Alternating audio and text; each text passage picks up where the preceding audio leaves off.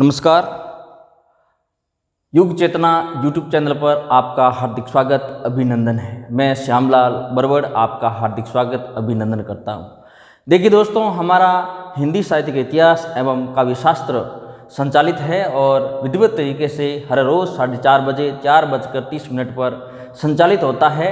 यह कॉलेज प्राध्यापक, NET, PGT और टीजीटी हिंदी विषय की तैयारी करने वाले सभी अभ्यर्थी Rajasthan state, centre, KVS, DSSB, NVS, UPSC कहीं से भी तैयारी करने वाले हैं, किसी भी स्टेट से तैयारी करने वाले हैं, नेट की, पीजीटी की, टीजीटी की, कॉलेज प्राध्यापक की, तो निःशुल्क आप इस कक्षा का लाभ ले सकते हैं और अपने साथियों के साथ शेयर कर सकते हैं। देखिए, आज मैं कृष्ण काव्य धारा, कृष्ण भक्ति काव्य धारा का तीसरा कवि लेके आया हूँ, नंददास। उससे पहले हमने सूरदास को पढ़ा और सूरदास से पहले अष्टसाप के कवियों के बारे में हमने चर्चा की, है ना। आज मैं नंददास को लेकर आया हूँ। नंददास भी अपने आप में बहुत ही महत्वपूर्ण कवि है और इनकी अधिकतर हर कंपटीशन के अंदर इनके बारे में सवाल पूछ ही लिया जाता है दोस्तों, तो आप ध्यान रखिएगा। अष्टसाप के कनिष्ठतम सदस्य है ये। अष्टसाप के जो मंडली है, 8 कवियों की मंडली है, उसमें कनिष्ठतम सदस्य नंददास है। पूछ भी लिया जा सकता है कि इनमें से कनिष्ठतम सदस्य कौन है, तो नंददास है।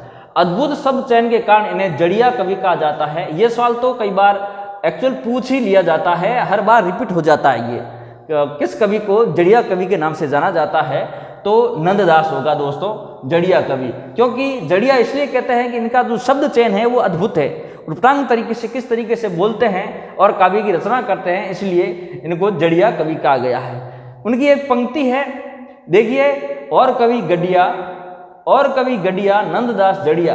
रास पंचाधाई के लिए यह शब्द लिखा गया है, रास पंचाधाई के लिए। आचार्य शुक्ल के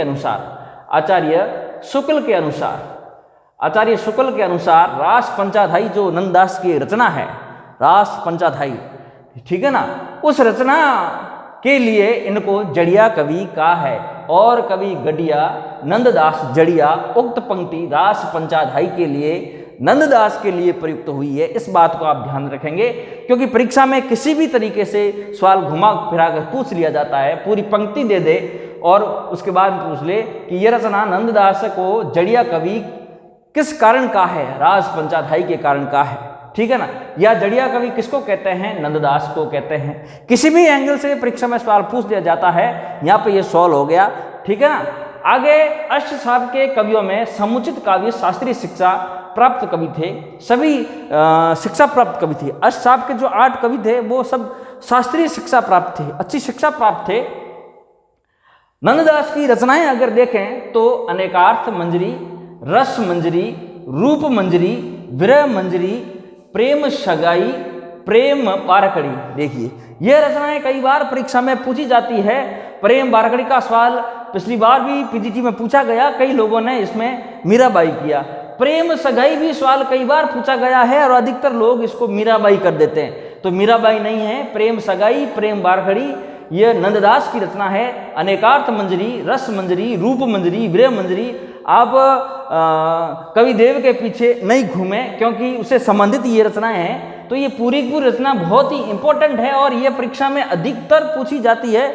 ऐसा कोई हिंदी का कंपटीशन नहीं गया है, कोई भी परीक्षा नहीं गई है जिसमें नंददास की इनमें से एक कोई रचना नहीं पूछी है। चाहे पीजीटी हो, टीजीटी हो, नेट हो, कॉलेज लेक्चर हो, जरूर पूछी जाती है। तो आप भी ध्यान दें, अनेकार्थ मंजरी, रस मंजरी, रूप मंजरी, विरह मंजरी, प्रेम सगाई, प्रेम बारकड़ी। नंददास की श्रेष्ठ रचना है वो रास पंचाधाई है दोस्तों, इस बात को आप ध्यान में रखेंगे। नंददास की श्रेष्ठ रचना का नाम रास पंचाधाई है, जिसके बारे में मैं 5 तथ्य लेके आया हूं, जो बहुत ही महत्वपूर्ण तथ्य है और परीक्षा में आने लायक भी है। रास पंचाधाई के अंदर 5 अध्याय है, इस बात को आप पहले ध्यान रखेंगे। रास पंचाधाई के अंदर 5 अध्याय है और रास पंचाधाई रोला छंद में लिखी गई है। छंद पूछ लिया जाए कि रास पंचाधाई नंददास की किस छंद में लिखित है, रोला छंद में है। रास पंचाधाई में कुल कितने अध्याय है, 5 अध्याय है। वियोगी हरि ने इसे गीत गोविंद का है, इस बात को भी ध्यान रखें। किस कवि ने रास पंचाधाई को गीत गोविंद की संज्ञा दी है, तो वियोगी हरि ने दी है। आप लिखते रहिए, मैंने पहले भी आपको बताया, जब भी आप YouTube चैनल पर पढ़ने बैठते हैं तो पेन और कॉपी लेकर बैठिएगा, एक एक शब्द को लिखते जाइए, बहुत ही इंपॉर्टेंट है। किस कवि ने रास पंचाध्यायी को गीत गोविंद की संज्ञा दी है? वियोगी हरि ने। भगवान कृष्ण की रास लीला का इसमें वर्णन है। लौकिक तथा अलौकिक प्रेम के समन्वय का प्रयास इसमें किया गया है। भक्तमाल में नाभादास का परिचय देते हुए लिखते हैं। भक्तमाल में नाभादास की रचना है भक्तमाल। नाभादास की रचना है भक्तमाल। इसमें नाभादास परिचय देते हुए लिखते हैं। किसका परिचय देते हैं? नंददास का परिचय देते हैं। चंद्रहास अग्रज सुहृद परम प्रेम पद में पगे। यह जो चंद्रहास अग्रज आया है, चंद्रहास अग्रज ये शब्द नंददास के लिए आया है। यानी नाभादास नाभादास नंददास को अपना बड़ा भाई मानते थे। नाभादास नंददास को अपना बड़ा भाई मानते थे, इसलिए इन्होंने भक्तमाल में लिखा है चंद्रहास अग्रज सुहृद परम प्रेम पद में पगे। इस तथ्य को आप ऐसा कैसा अपनी कॉपी में नोट्स के रूप में लिख लीजिए और मैं कहता हूं 100% इनमें से आपको कम से कम 3 प्रश्न देखने को मिलेंगे। 3 प्रश्न देखने को मिलेंगे। इसी में से, इस छोटे में से 3 प्रश्न देखने को मिलेंगे। ऐसे कैसे आप लिख लीजिएगा। आगे देखिए, मीराबाई के लिए मैं लेके आया हूं तथ्य। जन्म मृत्यु के बारे में नहीं लेके आया हूं। अधिकतर परीक्षा में किस तरीके से सवाल पूछे जाते हैं मीरा के, उसके बारे में देखो मैं चर्चा करने वाला हूं। मीरा की भक्ति में माधुर्य भाव, कांत भाव और दाम्पत्य भाव झलकता है। ये परीक्षा में कई बार पूछा जाता है। मीरा की भक्ति में झलकता है, ऐसा पूछा जाता है। जिसमें माधुर्य भाव आए तो राइट कर देना, माधुर्य ना आकर कांत भाव आए तो राइट कर देना, अगर दाम्पत्य भाव आए तो राइट कर देना। तीनों भाव मीरा की भक्ति में झलकते हैं। दोस्तों, यह सवाल अधिकतर मेरे साथी गलत कर बैठते हैं कि मीरा का दाम्पत्य भाव है नहीं।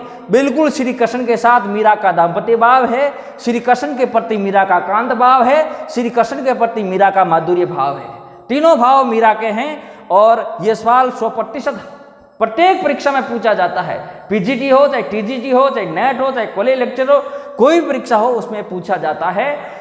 आगे देखिए, मीरा की भक्ति संप्रदाय निरपेक्ष था। मीरा इस भक्ति में कुछ भी नहीं चाहती थी, अपना कुछ वजूद नहीं चाहती थी, ना किसी के लिए करती थी। श्री कृष्ण को अपना आराध्य देव मान लिया, अपना पति मान लिया और उस रूप में इन्होंने भक्ति की है। रचनाएं देखिए, आचार्य शुक्ल ने मीरा की 4 रचना मानी है। दोस्तों, आचार्य रामचंद्र शुक्ल ने 4 रचना मानी है। पहली है गीत गोविंदरी टीका, बहुत इंपॉर्टेंट है, परीक्षा में पूछी जाती है, कई बार पूछा जाता है। नरसिंह जीरो मायरो, यह भी परीक्षा में पूछा जाता है। राग गोविंद, यह भी पूछा जाता है। राग शौरठ, यह भी पूछा जाता है। चारों रचनाएं बहुत ही इंपॉर्टेंट है। मेरे साथी राग गोविंद और राग शॉर्ट में अटक जाते हैं, तो मैं और याद दिलाना चाहता हूं कि मीरा की 4 रचना है। आचार्य रामचंद्र शुक्ल के अनुसार उनका इतिहास ग्रंथ हिंदी साहित्य का इतिहास जो 1929 में प्रकाशित हुआ, उसमें 4 रचनाएं हैं और चारों रचनाएं परीक्षा में पूछी जाती है। राग गोविंद और राग शॉर्ट को अच्छी तरीके से ध्यान कर लेना, यह मीरा की ही रचना है।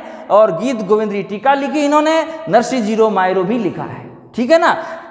आगे देखिए, मीरा की भाषा राजस्थानी है, ब्रज है और गुजराती का मिश्रण इसमें मिलता है।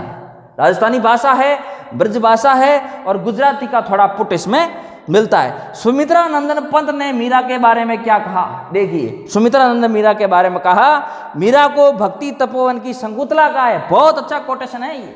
मीरा को भक्ति तपोवन की शंकुतला किस कवि ने कहा है? बहुत ही अच्छा है, वेरी मोस्ट क्वेश्चन है, इसको आप मोस्ट लगा लें और आप हमेशा के लिए याद कर लें कि सवाल परीक्षा में पूछने लायक है।